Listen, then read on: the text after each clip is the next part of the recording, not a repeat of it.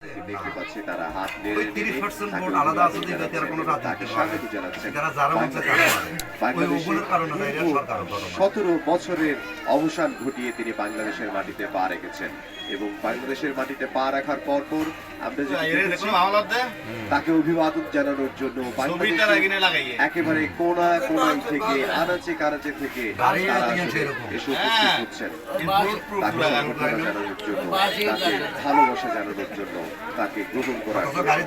আমরা যেটি দেখেছি তিনি একেবারে 10 মিনিট আগে ফেসবুকে পোস্ট সেখানে তিনি জানিয়েছেন সবার প্রতি বাংলাদেশের মানুষের প্রতি কৃতজ্ঞতা জানিয়েছেন, তিনি আপামর জনতার কাছে কৃতজ্ঞতা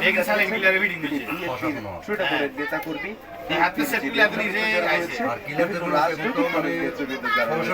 তাদের সবার প্রতি তিনি কৃতজ্ঞতা জানিয়েছেন। খালি পায়ে দেশের মাটিতে জুতা খুলে তিনি কিছুক্ষণ হাঁটলেন, সেটি আমরা দেখেছি হযরত শাহজালাল আন্তর্জাতিক বিমানবন্দরে। তিনি ঘাসের মধ্যে জুতা খুলে খালি পায়ে